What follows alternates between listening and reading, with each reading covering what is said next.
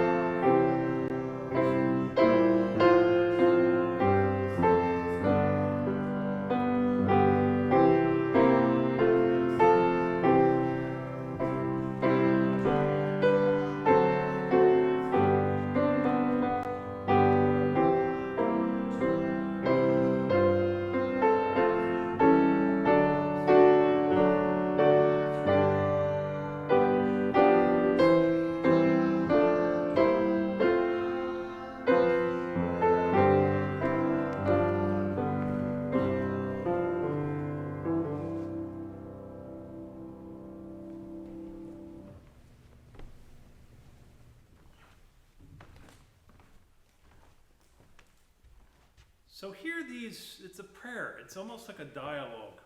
And it's from Habakkuk. And it was written 3 years ago, these words, by Reverend Susan Blaine. And the funny thing is, this morning as I was looking for prayers and considering things to say, this was written 3 years ago for the shootings in Las Vegas that took place on October 1st, 2017. It's hard for me to believe. That's completely out of my consciousness. So many things have happened in these past 3 years, but I think that these words certainly still, they are true today as any time in history. So hear this, and at the very end you'll hear the response of the divine. And this is from Habakkuk chapter 1 primarily. Holy One, how long shall we cry for help and you will not listen? Can you hear us? Our frightened cities, our cries of terror, our panic and fear. Or cry to you violence, and will you not save? Our hearts break. The violence is within us. We have lost the way to peace. Why do you make us see wrongdoing and look at trouble? We have eyes but do not see the way ahead. We have ears, but do not understand your call. Destruction and violence are before us. Strife and contention arise. We are made in your image. Give us tools to restore the broken places. So our law becomes slack and justice never prevails.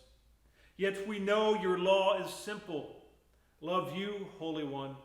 Love neighbor. Let justice and mercy flow into common good. Clothe yourself in wisdom. Gird yourself in courage. Open yourself to the world I love. Speak truth to power. Build the beloved community. So let us pass our peace. God makes peace within us. So let us claim it. God makes peace between us, so let us share it. May the peace of God be with you. This morning, our ancient testimony is going to be from the 20th chapter of Exodus, from various verses. And this is that reading. Then God spoke all these words. I am the Lord your God, who brought you out of the land of Egypt, out of the house of slavery. You shall have no other gods before me. You shall not make for yourself an idol, whether in the form of anything that is in heaven above, or that is on the earth beneath, or that is in the water under the earth. You shall not make wrongful use of the name of the Lord your God, for the Lord will not acquit anyone who misuses his name. Remember the Sabbath day and keep it holy. For 6 days you shall labor and do all your work. Honor your father and your mother, so that your days may be long in the land of the Lord your God is giving you. You shall not murder. You shall not commit adultery. You shall not steal. You shall not bear false witness against your neighbor. You shall not covet your neighbor's house. You shall not covet your neighbor's wife, or male or female slave, or ox, or donkey, or anything that belongs to your neighbor.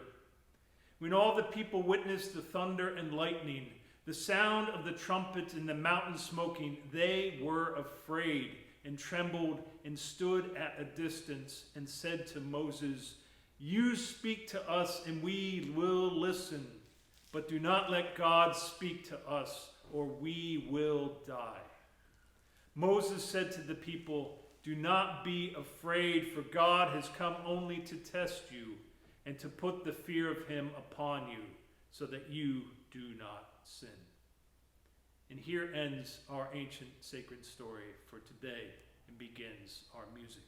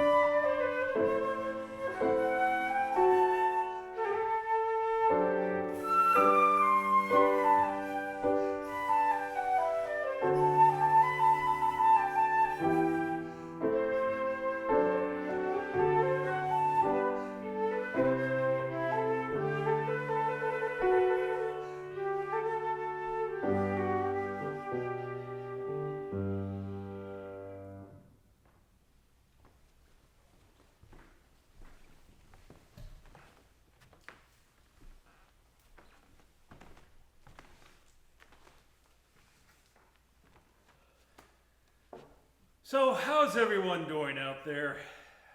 I know many are exhausted, and for good reason. 2020 has been rough. It has been a slog through what has seemed like a wasteland, a desert, a wilderness, a place of alienation where we feel disconnected, as if we are just wandering aimlessly. This feeling of being out of sorts was certainly intensified by many events this week.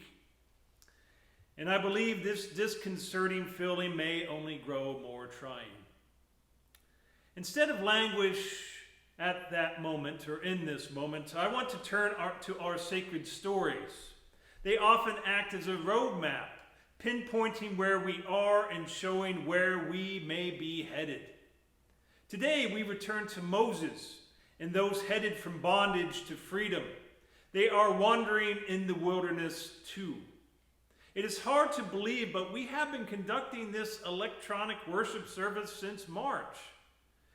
And in an interesting and I would say also meaningful coincidence, our very first service was held on March 22nd, 2020.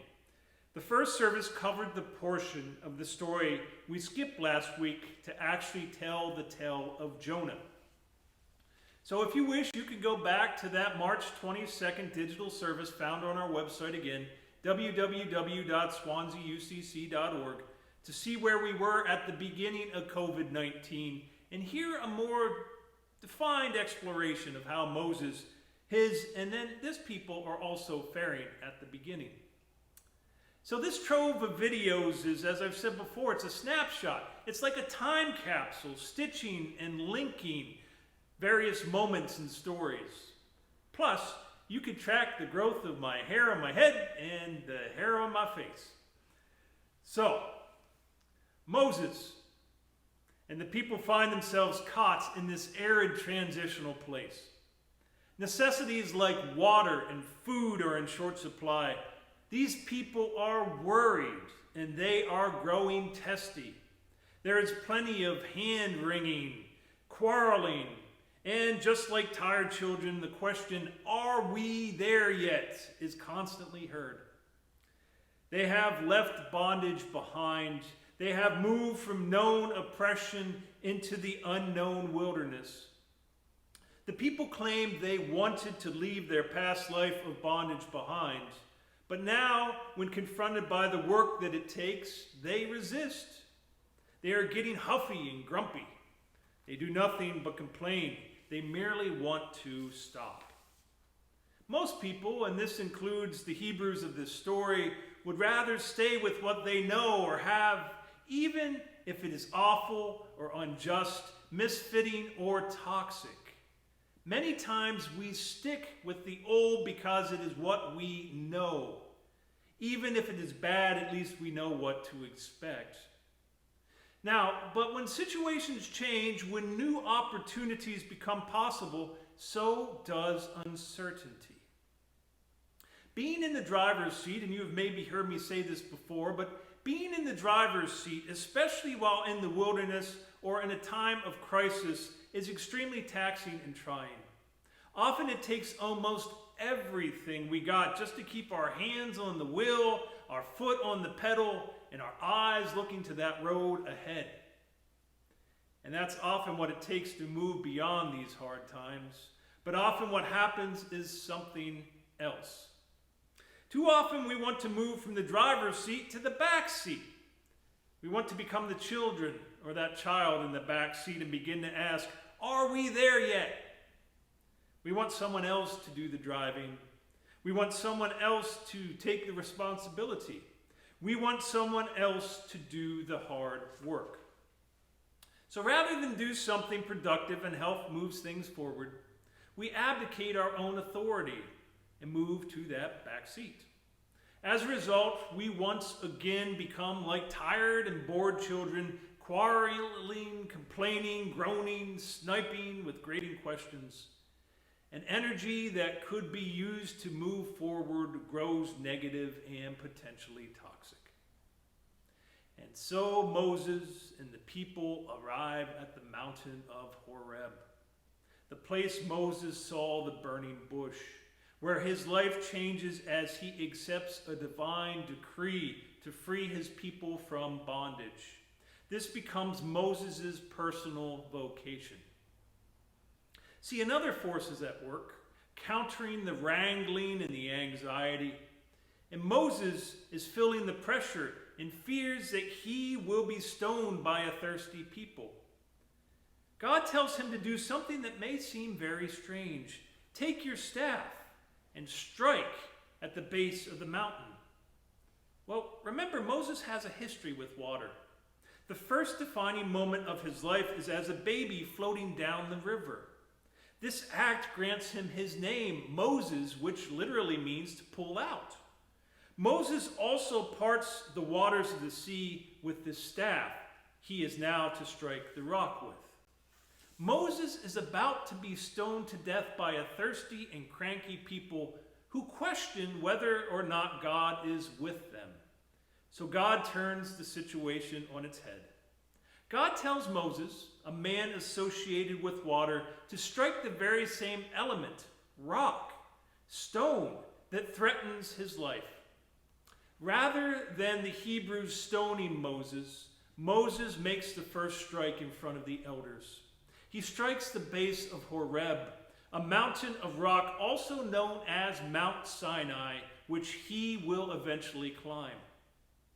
From that lofty place, he will bring back the stone tablets on which is written the Ten Commandments.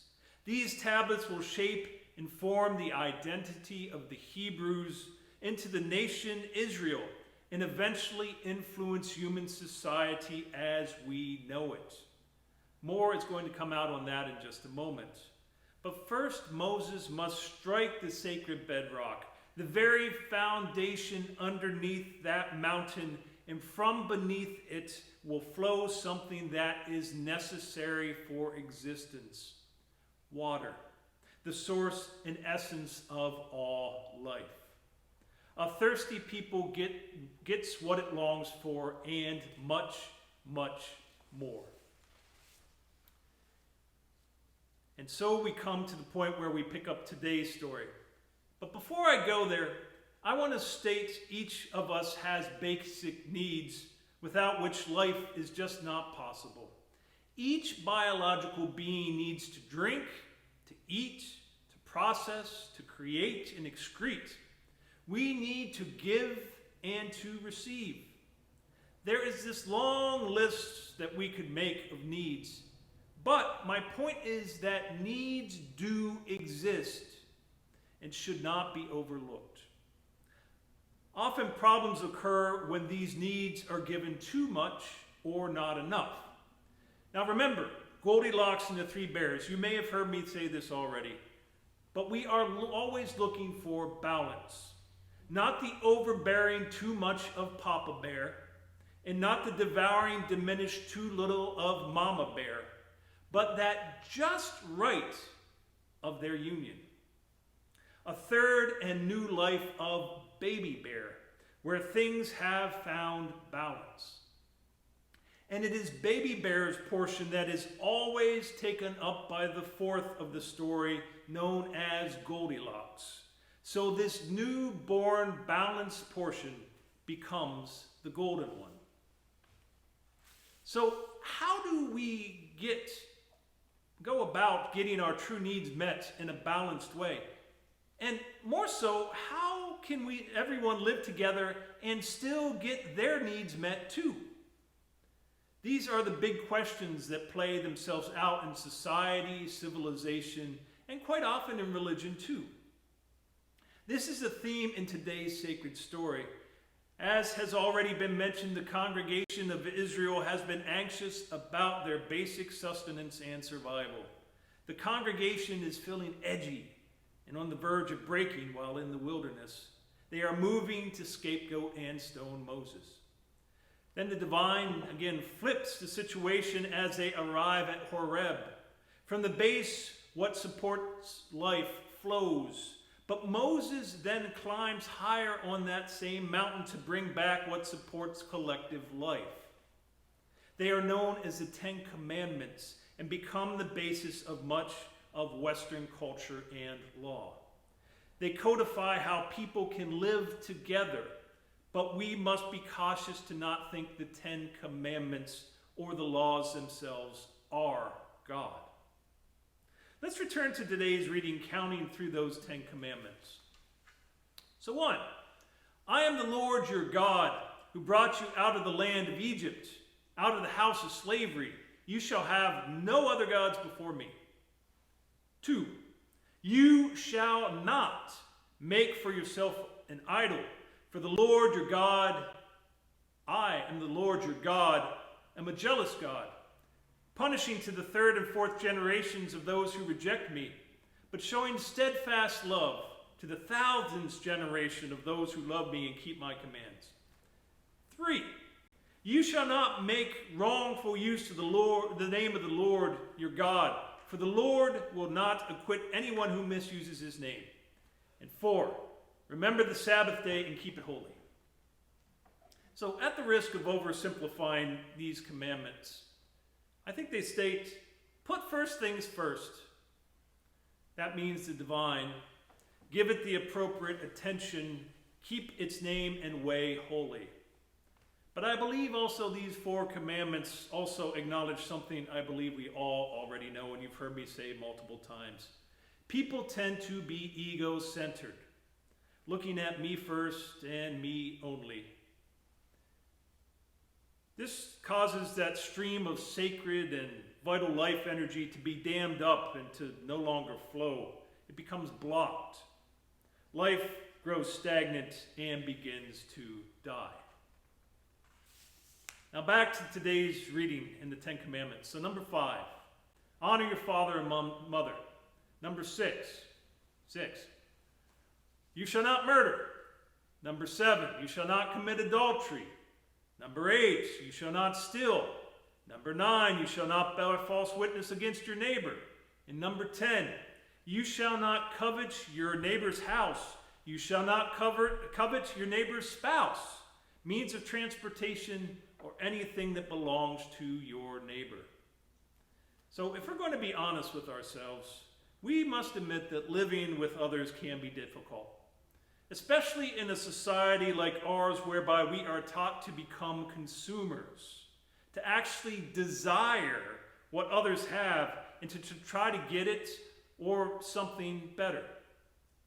Envy and jealousy wind up being stoked. What we have is never enough. As a result, we have come to believe everyone else is competition rather than a fellow human being.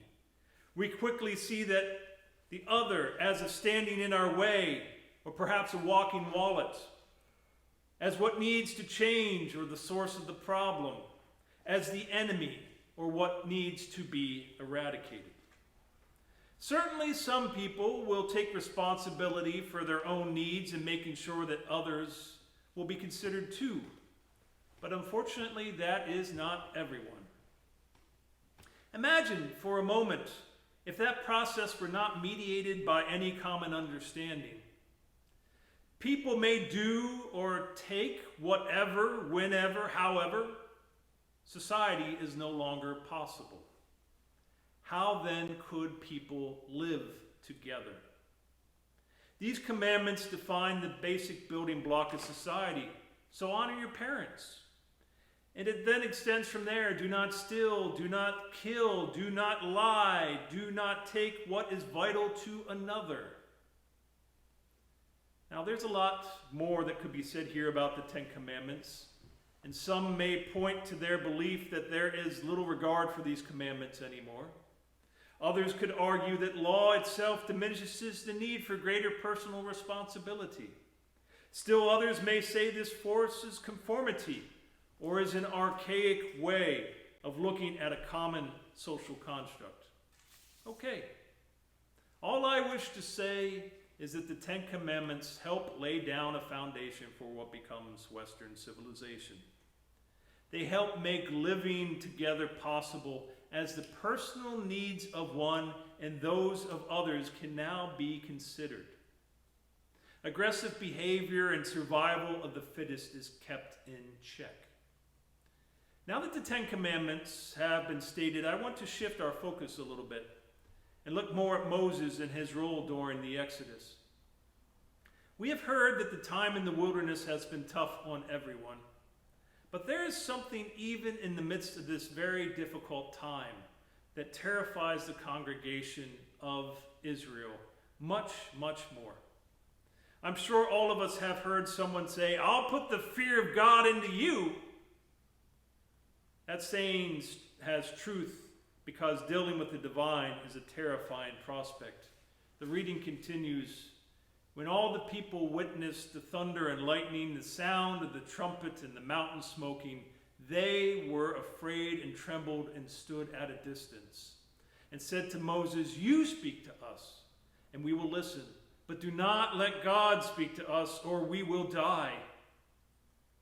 Moses said to the people, 'Do not be afraid, for God has come only to test you and to put the fear of him upon you, so that you do not sin.'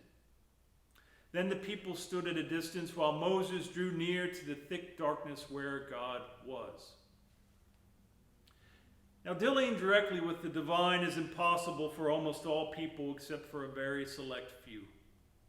It quite simply is too much. That is why that reading states, "Moses drew near to the thick darkness where God was." God does have what is perceived as a dark side. Most Christians do not like to talk about this quite simply because it terrifies them. They want to stick with the light. Now, for the congregation of Israel lost in the time of trial, the wilderness seems too much. Now they are confronted by the numinous and dark aspect of the divine, and quite simply, they cannot deal with it. They stand at a distance in fear and trembling. The time in the wilderness has induced anxiety. But they feel that being confronted by the divine would undo them altogether. It is far too much. So Moses has a special role, one he has been prepared for all of his life. He can deal with the numinous aspect of the divine and live. And in doing so, he can create life for his and all people. The reading states, "Moses said to the people, 'Do not be afraid, for God has come only to test you and to put the fear of him upon you so that you do not sin.' Then the people stood at a distance while Moses drew near to the thick darkness where God was." Moses goes into what his people perceive as darkness, the unknown. Just as the wilderness is a place of the unknown, the divine is the unknown itself. In other words, the divine is numinous. It is wholly other, awe-striking, terror-inducing, fascinating, tremendous mystery. This is far more than most people then and now wish to deal with. But this is what called to Moses from a burning bush. That which was, is, and shall be, shaped and molded Moses' life and gave him his vocation. He heard it speak, so working with the divine is his calling, his life work, and his purpose. The people recognize this and they set him apart. Moses has struck the base and life has flowed once more. Now he needs to climb the mountain. He has to climb from instinct and emotion to image and word. Just as the people need to move forward in the wilderness, Moses too needs to move, going higher into the spiritual realm. To most people, the way is unknown and dark. They will not follow. Once there, Moses must contemplate, he cognates, he meditates, he imagines. This changes him from a mere leader to a great individual who can bring back the divine law he has discerned. This law allows a mass of people to live together. It shapes people into a nation and winds up shaping all people since. So, this day, may you put what is divine and of meaning first, and allow the life energy to flow. May you help in the process of bettering civilization and advancing humanity. And may you not be terrified in this time of trial. Amen.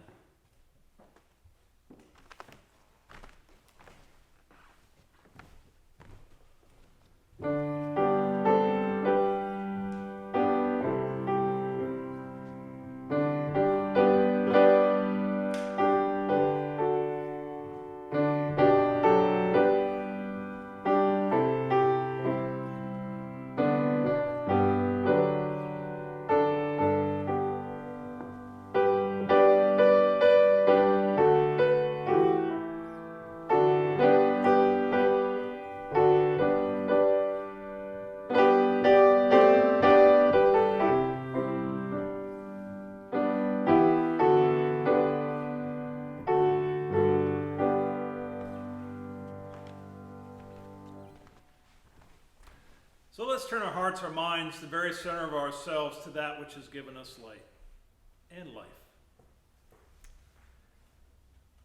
Holy One, Eternal One, most certainly living God, we are thankful for your presence amongst us.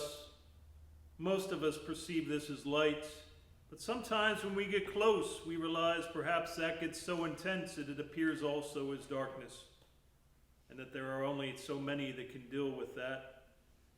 But from interactions with what is holy, with what is divine, with what is sacred, there can be ways found that not only serve the individual or the me or the ego, but can also serve all of us collectively.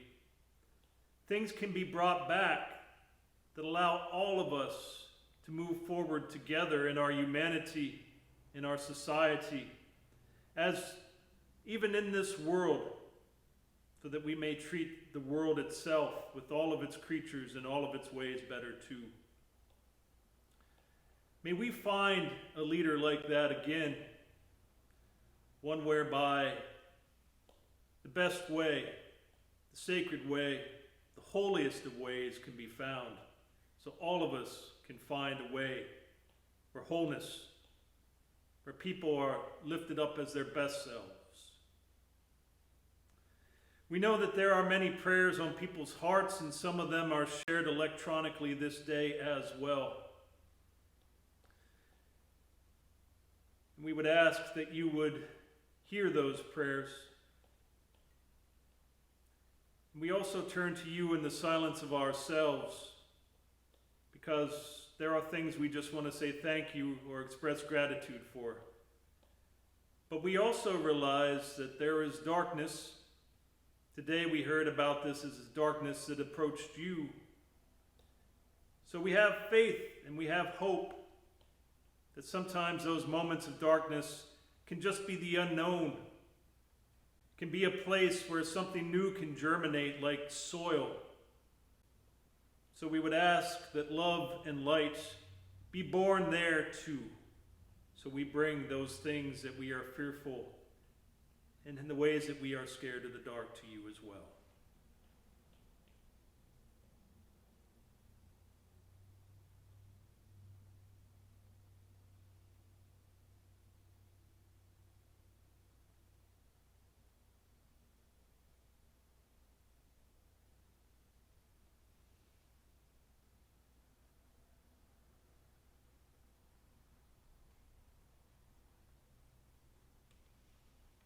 Abba, we know that God, that this means something like Father or Papa, and we know that Jesus called you this. But as always, we know this is just a place to begin. We know that you are more than we can ever imagine, but you are there in our imagination too, giving us new ways of being, whereby we can collectively do better for not only ourselves, but for our whole humanity. So may we find that way. May we use the best of our imagination to move forward, to create the world as it should be, not necessarily as it is now. May we continue to move forward in this wasteland and towards the promised land. Amen.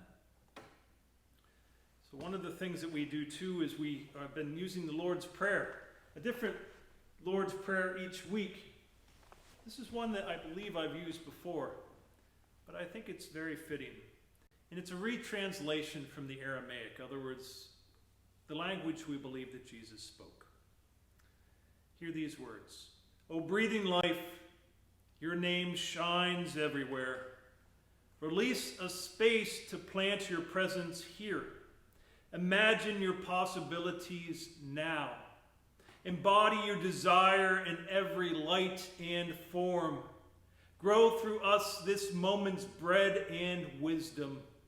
Untie the knots of failure binding us as we release the strands we hold of others' faults. Help us not forget our source, yet free us from not being in the present. From you arises every vision, power, and song. From gathering to gathering, amen. May our future actions grow from here. One other thing that we do traditionally on the first Sunday in this Congregational church in Swanzey is we have communion as well. And so if you have those elements at home and want to follow along, you're welcome to do that. I know that this is a story, a ritual, an act that has supported and nurtured, that has sustained the Christian community for 2,000 years, which allows us to know that we take things into us, that we can also be transformed by that very same thing. So on that night, when Jesus was with his friends and his followers, bread came around, and he took a loaf, and he broke it, and he said, my body is going to be broken, and it's going to be broken for each of you. But out of this act will come a bread of life. It will nourish, it will sustain, it will give and change, it will transform, it will be like a leaven in the actual world. So when you do this in the future, remember me, remember my way, and remember my God.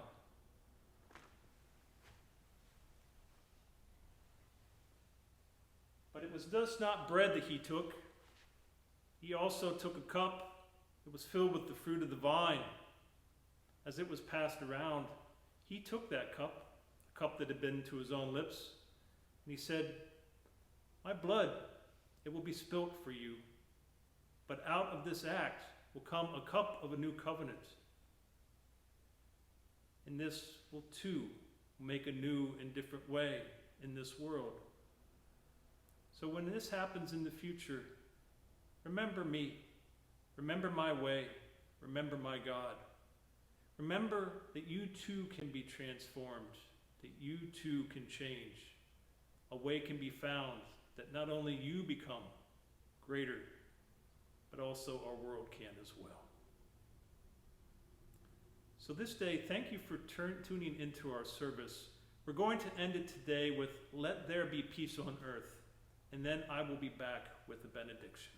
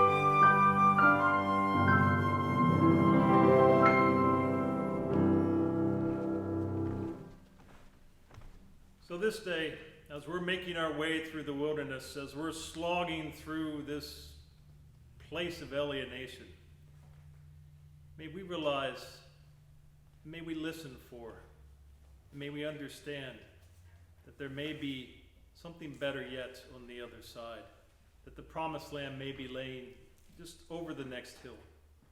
Let's not lose faith in that.